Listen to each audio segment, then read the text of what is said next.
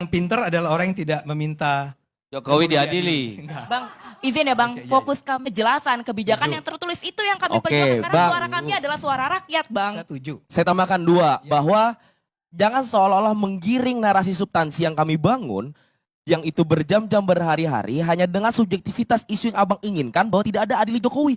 Di daerah-daerah banyak kok adili Tidak Jokowi dan kami lewat, adili dan- Jokowi udah Yang dituntut Bang, mereka ini bukan birokrat. bukan. Mereka ini menyampaikan apa yang ada di ruang publik. Iya. Jangan diukur keberhasilan kegagalan Saya mereka. berharap mudah-mudahan Pak Prabowo atau timnya itu nonton sekarang.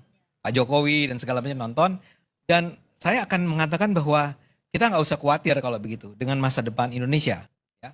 Nah, saya kan pendukung Pak Prabowo, saya pendukung Pak Jokowi. Jadi saya akan melihat ini Indonesia lagi terang nih. Kalau Anda melihat itu gelap, ya oke gitu ya. Dan karena Anda pasti punya argumen yang bisa Anda pertanggungjawabkan. Tapi saya melihat cara Anda menjelaskan, berargumentasi. Nah dalam hal ini saya merasa bahwa mudah-mudahan saya nggak salah ya. Saya termasuk tadinya yang agak skeptis nih dengan gerakan Indonesia Gelap. Dan saya menganggap ini apaan sih ya. Ada semacam yang tadi dikatakan oleh Bung Dedi maupun Bang Idrus kan bahwa ini orang bayaran nggak sih gitu ya. Karena misalnya saya kasih contoh nih, salah satu hal yang mengganggu saya. Ketika awal pertama, mudah-mudahan Satria terlibat sejak awal nggak? Saya duga dari awal kan Sat ya. Itu gugatannya agak beda sama yang 13.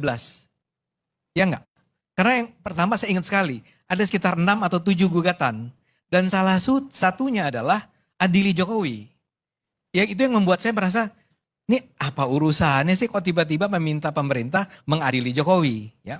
Tapi kalau sekarang saya menduga bahwa Anda tuh memang ketika melakukan gerakan ini sebetulnya nggak agak terburu-buru. Mungkin bahkan sebagian orang menduga bahwa Anda itu turun lapangan kemarin itu kalau nggak salah sehari sesudah Prabowo bikin pidato di hari ulang tahunnya. Betul nggak itu? Kalau Anda lontarkan terlalu banyak pesan. iya, halo. Iya. Iya. Betul, tapi proses pertemuan itu tidak kami hitung dalam gerakan sipil termasuk pidatonya Pak Jokowi, pidatonya Pak Prabowo. Iya. Tidak sama sekali kami hitung Iya. gitu. Karena Iya. gerakan sipil nggak perlu pembuktian bahwa kita berani mengkritik Presiden Iya. Prabowo dan sebagainya macamnya Bang. gitu, Bang. Ya. Menambahkan, saya Silakan. rasa ini bukan terburu-buru ya Bang. Kami mahasiswa bergerak dan juga seluruh elemen masyarakat sipil bergerak karena ada ketidakstabilan sosial gitu. Oke. Kalau tadi Bang Idrus menyampaikan pemerintah sekarang akan terus membuat kebijakan yang pro rakyat gitu. Tapi kalau memang berpihak pada rakyat, tidak mungkin ada ketidakstabilan sosial dan juga protes dari seluruh elemen masyarakat. Tidak mungkin ada seseorang yang meninggal karena mengantri gas LPG. Gak mungkin juga ada anak bangsa yang merasa dirinya ketakutan tidak bisa melanjutkan pendidikan karena adanya kebijakan-kebijakan pemerintah terkait efisiensi anggaran yang belum ada kepastian hukum terkait itu. Bagaimana peruntukannya nanti dan juga sektor-sektor mana yang tidak akan dikorbankan gitu. Tidak, Jadi oke. itu. Oke, ya. Enggak, saya sebetulnya hanya ingin mengatakan bahwa kelihatannya terburu-buru tuh bukan dalam artian negatif ya. Bukan dalam artian buruk. Tapi saya mau mengatakan bahwa saking ini kan yang terlibat di dalamnya kan BEM seluruh Indonesia kan, ya. Di situ kan ada dari ITB sampai ada di Surabaya, ada di luar Jawa juga di Kalimantan ada kan. Saya duga ya belum cukup duduk sama-sama untuk merumuskan agenda. Saya duga. Contoh saya tadi tentang menangkap Jokowi itu saya angkat sebagai contoh tentang awalnya barangkali memang ada kalimat tangkap Jokowi. Ini menunjukkan bahwa belum siap, udah keluar. Ya. Nah yang 13 ini pun menurut saya bermasalah karena kan gini ya. Saya orang komunikasi. Del, orang komunikasi nih sama dengan Uni. Ya. Kita itu kalau ingin menyampaikan pesan, kita selalu diajarkan untuk siapkan pesan secara terfokus. Ya, jangan terlalu banyak pesan yang dilempar. Karena kalau Anda lontarkan terlalu banyak pesan, orang tuh akan kehilangan distracted. Ini ada 13 loh.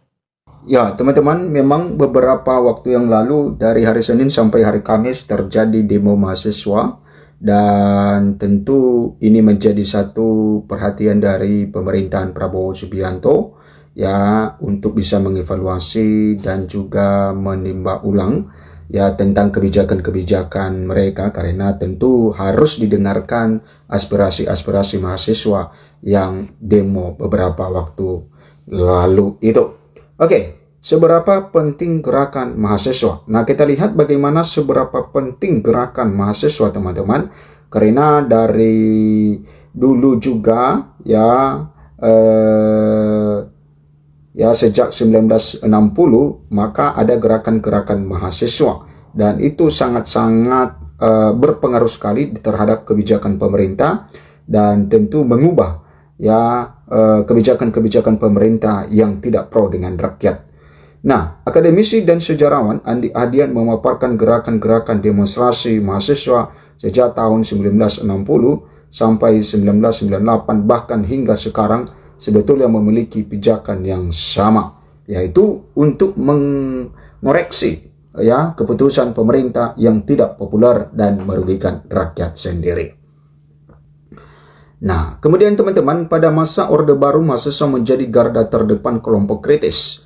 Mahasiswa yang harus berhadapan dengan tindakan represif aparat keamanan pada waktu itu berkolaborasi dengan masyarakat sipil kendati diwarnai aksi penculikan sejumlah pentolan dari gerakan mahasiswa tersebut. Puncak aksi mahasiswa adalah Mei 1998. Nah, upaya militer membubarkan demonstrasi pada saat itu di depan kampus Universitas Trisakti Grogol membuat 4 mahasiswa Trisakti meregang nyawa oleh peluru dari aparat. Tetapi gerakan itu akhirnya memaksa Soeharto lengser pada 21 Mei 1998 yang ditandai lewat pendudukan gedung DPR oleh mahasiswa sendiri. Nah, kemudian itu di era Soeharto. Kemudian di era Presiden B.J. Habibie juga terjadi gerakan demonstrasi mahasiswa yang intinya menolak hasil sidang istimewa MPR dan menuntut adanya penghapusan duifungsi ABRI dan pembersihan pemerintahan dari orang-orang Orde Baru. Di masanya pula mahasiswa yang tergabung dalam Forum Kota atau Forkot, Forum Komunikasi Senat Mahasiswa Jakarta FKSMJ, menggelar aksi demonstrasi yang menuntut agar Habibie menurunkan harga sembako dan mengadili Soeharto beserta kroni-kroninya. Nah, kemudian teman-teman, itu di masa B.J. Habibie, kemudian di masa Presiden Megawati. Pada era Presiden Megawati Soekarno Putri, sejumlah elemen mahasiswa juga menggelar aksi demo besar-besaran yang menuntut perubahan kebijakan seperti penurunan harga bahan bakar minyak, tarif listrik, dan juga telepon. Nah, sekitar 1000-an mahasiswa yang tergabung dalam Badan Eksekutif Mahasiswa se-Jakarta, Bogor, Tangerang, dan Bekasi juga menuntut Megawati turun dari jabatannya. Mereka juga mendesak pemerintah kala itu melepaskan ketergantungan terhadap luar negeri. Nah, itu di masa Megawati, teman-teman. Kemudian di masa Susilo Bambang Yudhoyono. Nah, di masa Presiden Susilo Bambang Yudhoyono, aksi demonstrasi tak surut. Kira-kira setahun usia pemerintahannya, ratusan mahasiswa menuntut SBY segera menuntaskan 6 agenda reformasi. Menghapus duifungsi ABRI, mengadili Soeharto, mengamandemen Undang-Undang Dasar 1945, dan menuntut pertanggungjawaban Orde Baru, menegakkan budaya demokrasi yang rasional, serta otonomi daerah seluas-luasnya. Demonstrasi sepanjang 2 periode, pemerintah SBY juga tak lepas dari tuntutan menolak kenaikan harga BBM dan memprotes sejumlah kebijakan yang tidak pro rakyat. Nah, itu di masa era Susilo Bambang Yudhoyono, teman-teman. Kemudian di masa era Presiden Joko Widodo. Nah, di era Presiden Joko Widodo tercatat setidaknya ada 6 aksi demonstrasi besar. Yang pertama, demo pemilu 2019 mencuat dari kelompok yang kecewa terhadap hasil pemilu 2019 yang berujung pada kerusuhan di sekitar Sarinah, Jakarta Pusat. Aksi ini bermula dari unjuk rasa para pendukung pasangan calon Presiden Prabowo Subianto dan calon Wakil Presiden Sandiaga Uno di depan kantor Badan Pengawas Pemilu Bawaslu, Sarinah, Jakarta Pusat. Pasangan tersebut kalah dari Joko Widodo Ma'ruf Amin. Kepolisian saat itu memberlakukan status siaga 1 malam, mulai dari 21 hingga 25 Mei 2019 untuk pengamanan usai penyampaian hasil final rekapitulasi nasional pemilu 2019. Nah, kemudian langkah itu diambil sebagai antisipasi jika terjadi kekacauan mengingat pendukung Prabowo Sandi dan Jokowi Maruf terlibat dalam perseteruan yang kental hingga ke akar rumput. Yang kedua, demo tolak RUU KUHP berlangsung pada September 2019 di gedung DPR MPR Jakarta. Massa dari mahasiswa bergerak ke gedung parlemen untuk menyuarakan penolakan terhadap RUU Kitab Undang-Undang Hukum Pidana. Mahasiswa dari berbagai perguruan tinggi menggeruduk gedung parlemen untuk melayangkan kekecewaan mereka tentang RUU KUHP yang mereka nilai membuat poin-poin yang bermasalah dan merugikan masyarakat. Tak hanya di Jakarta saja, demonstrasi itu juga digelar di berbagai kota seperti Bandung, Sumatera Selatan, hingga Sulawesi Selatan. Para mahasiswa menolak RKUHP yang sejumlah pasangannya dinilai bermasalah, semisal pasal soal korupsi yang memuat hukuman yang lebih rendah daripada Undang-Undang Tipikor. Nah, kemudian pasal tentang penghinaan presiden dan wakil presiden yang mengancam pelaku dengan penjara maksimal 3,5 tahun. Lalu pasal tentang makar yang bisa diancam hukuman mati seumur hidup atau buai 20 tahun. Nah, kemudian pasal soal penghinaan bendera, pasal soal alat kontrasepsi, pasal aborsi, pasal pemindahan kelandangan, dan pasal tentang zina dan kohabitasi atau kumpul kebo. Nah, kemudian 3 demo tolak RUU KPK berlangsung di waktu yang sama dengan penolakan revisi Undang-Undang KUHP. Mahasiswa dan aktivis menyebut revisi Undang-Undang KPK ditunjukkan untuk melemahkan lembaga anti korupsi tersebut.